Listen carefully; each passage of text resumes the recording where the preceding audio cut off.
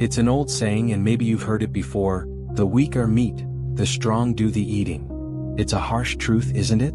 But if you've been on this planet for more than a few minutes, you know exactly what it means. It's that uneasy feeling in the pit of your stomach when you realize the people doing the eating are often smiling right at you.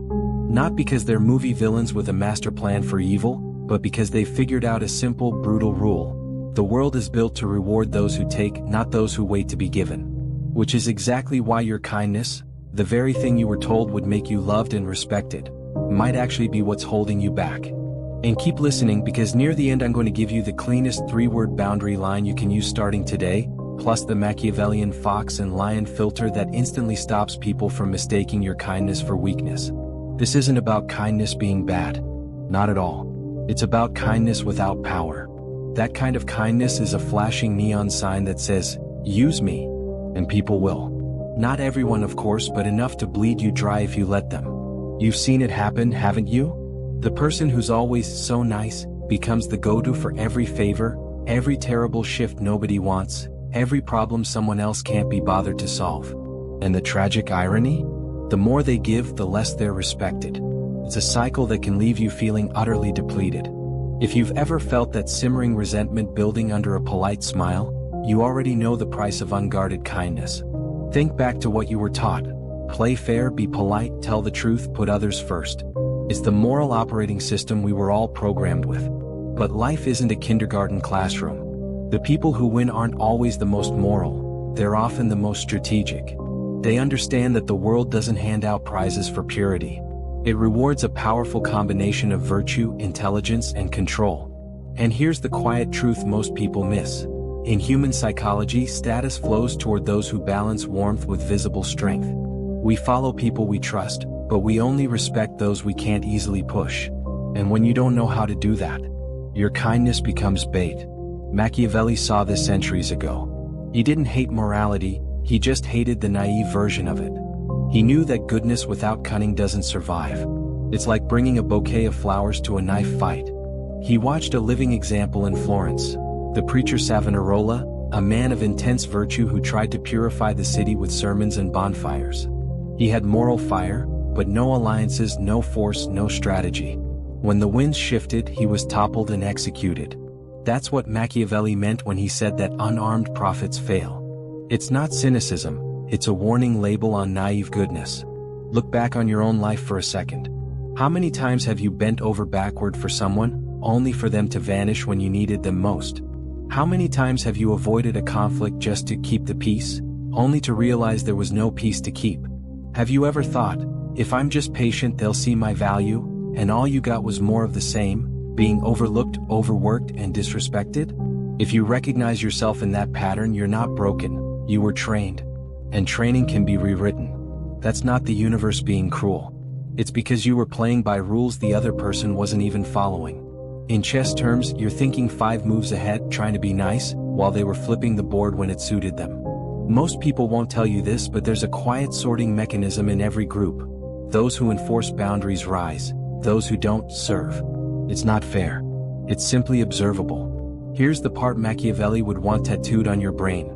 Power is not evil. Power protects what's yours. Your time, your energy, your dignity, your boundaries. Without power, all those things are up for negotiation, and you will lose those negotiations every single time. People don't always care about your good intentions. They care about your position. They care about whether you'll push back.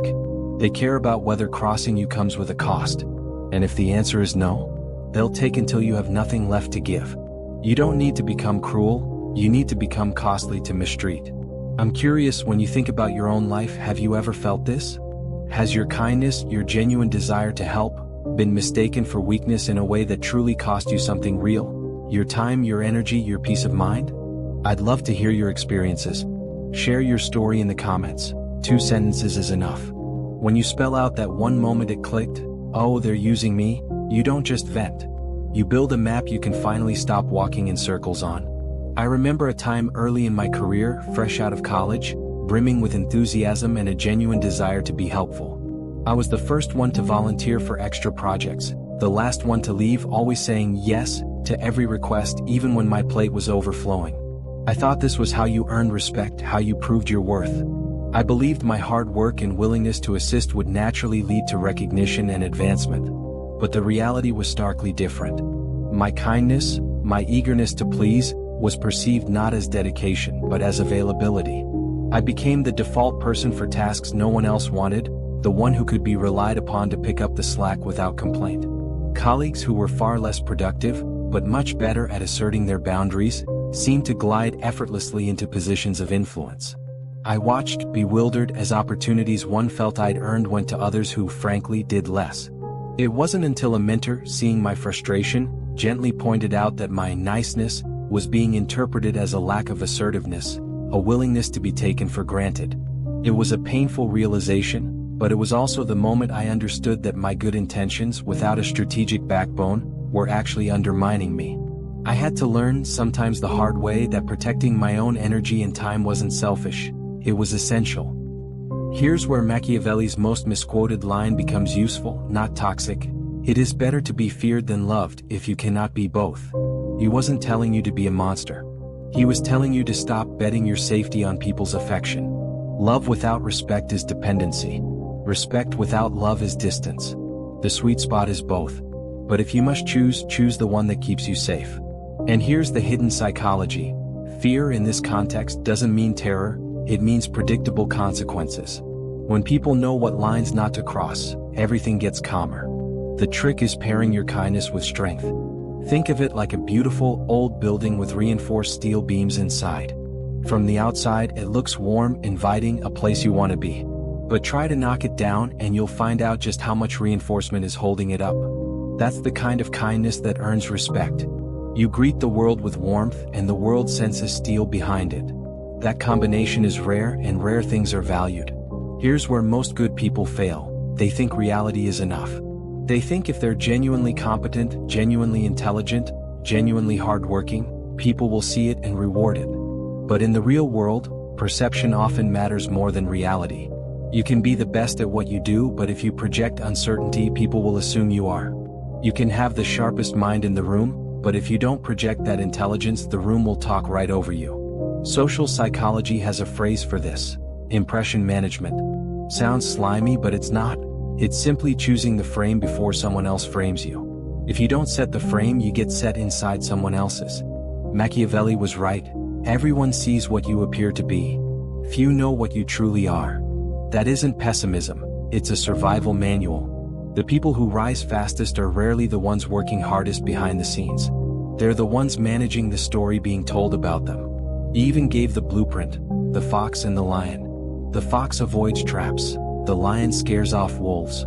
If you only know how to be the lion, people will set traps you'll stomp right into. If you only know how to be the fox, the first wolf with teeth ends you. Be both. Warm when you choose.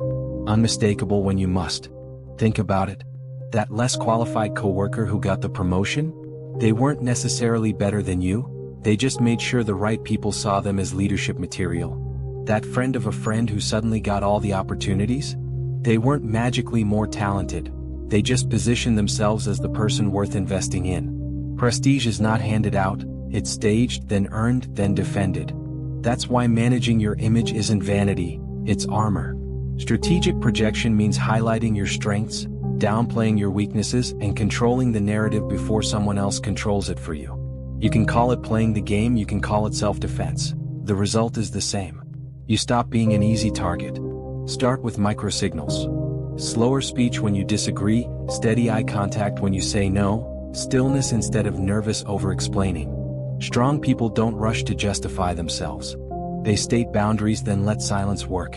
And here's the most beautiful part of all. The moment you stop looking like an easy target, your kindness suddenly becomes more valuable. Because now it's a choice, not a default. When people know you can say no, your yes means more.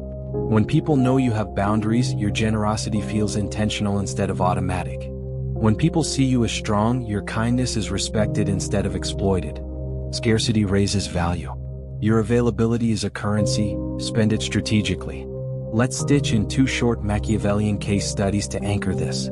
First, Cesare Borgia, Machiavelli's favorite example. Borgia hired a brutal enforcer, Ramiro de Orco, to pacify a chaotic region. When order returned and the people began to fear the cruelty, Borgia staged a public execution of his own enforcer, displayed in a city square. The message was surgical: I bring peace. I control the blade. Mercy with a backbone. That performance of power wasn't just theatrics, it was perception management to make kindness safe. Second, look back at Savonarola, the virtuous friar I mentioned. He had moral fire but no steel. He believed truth alone would hold the city. It didn't. He fell because he confused virtue with leverage. These stories aren't there to glorify ruthlessness, they're caution signs. Guard your goodness with visible strength, or someone stronger writes your ending. Now let's get practical, because strategy you can't use is just pretty philosophy. When someone asks for a favor you don't want to give, stop explaining your life story. Use the fox and lion rule: short, calm, final. That won't work for me. If they push, I don't do last minute. If they push again, silence, then change of topic. That pause? That's power. People respect what resists. Another move: trade instead of donate your time. Happy to help if we reschedule X, or I can do A, not B and C. You introduce cost. The moment there's a price, takers disappear and real partners remain. There's also a naming trick. When somebody tests your boundary, name it neutrally: you're asking me to cancel my plans last minute. Not emotional, not angry, just a mirror. People behave better in mirrors. And if you want a lightweight test of who respects you, say no to something small and watch their reaction. Respect recalibrates fast when your no lands without a tremble. Maybe you're thinking, this sounds exhausting. And it is, at first. But the more you do it, the more natural it becomes. The way you carry yourself changes. The way people speak to you changes. And over time, you won't just be treated better. You'll start attracting people who value you because you value yourself. Your nervous system learns that saying no doesn't end relationships. It filters them. That's the Machiavellian shift. You stop being the person hoping for recognition and start being the person who commands it. You stop waiting for others to validate your worth and start projecting it so clearly, there's nothing left to debate. You'll notice a funny thing too: you become calmer. Power isn't loud. Power is quiet, consistent, and hard to move. And at that point you'll realize something.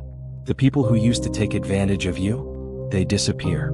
Not because you confronted them, but because they can no longer get what they came for. And the people who stay, they're the ones who respect both your kindness and your strength. That's the point of all this, not to conquer people but to curate your circle. I told you at the start there'd be a simple boundary line you can use today. Here it is, the 3-word rule that ends most exploitation before it starts. I don't do, fill in the blank. I don't do discounts. I don't do rush work. I don't do last-minute cancellations. I don't do free consulting. It sounds almost too simple, but that phrasing turns your boundary into identity. People argue with excuses. They don't argue with identity. And if someone does push, pair it with a consequence that's calm and predictable. If you cancel same day, I won't be able to book you again. Not dramatic. Not angry. Just the price of admission. Consequence makes respect real. Here's the second promised payoff. The fox and lion filter you can run before saying yes to anything. Ask 2 questions. Fox, where's the trap? Lion, if there is one, do I have the teeth to bite through it? If you can't answer both, you don't say yes yet. You renegotiate, reduce the scope, or decline. Warm stays. Steel shows. The loop closes. One more psychological lever to lock this in: prestige versus dominance. People grant status in 2 main ways: through dominance, force, fear, or prestige, value, teaching, excellence. The sweet spot is prestige with the signal of dominance. You add visible boundaries and consequences.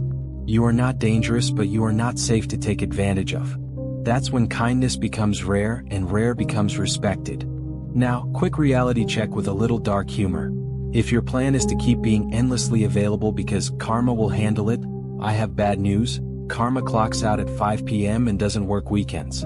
Outcomes belong to those who set them. So set them. Here's a compact field kit you can deploy this week without turning your life upside down. First, pre-decide your I don't do lines, 3 of them. Write them down. Keep them on your phone. Second, tighten your yes. Every yes requires a what and by when that you control. Vague yes equals pain.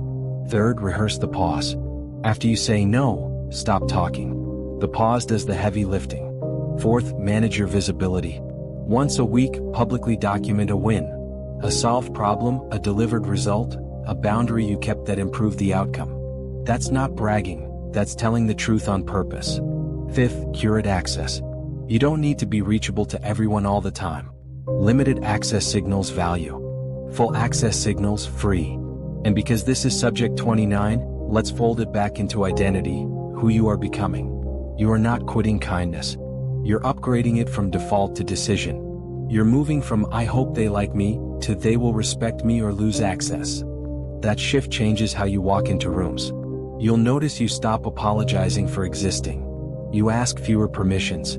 You negotiate more. You smile the same but you give fewer explanations. That's the steel under the stone. So, here's the final question. How much longer are you willing to let your kindness be your downfall? Another year? Another month? Another week? Or are you finally done being the easy option for people who wouldn't return the favor? If you're done, then you're exactly who this message is for. And if this hit home, drop a comment with the words "kindness with steel," plus one situation you're going to handle differently this week. Your plan? One sentence. Nothing fancy. The act of writing it down flips something inside you from theory to order. If this resonates with you, if you're ready to stop being the easy option and start commanding the respect you deserve, then join this community. Hit subscribe, turn on the bell, and keep going with me. Because the world isn't going to get gentler, but you can get clearer. You can get stronger. And your kindness, once it's guarded, will finally be treated like the rare thing it is. Next up, I'm breaking down the exact phrases that shut down guilt trippers without drama and the framing tricks that make no sound like leadership. If you know you'll forget to come back, subscribe now and set the bell. I want you walking into the next situation with a spine of steel and a smile that means it.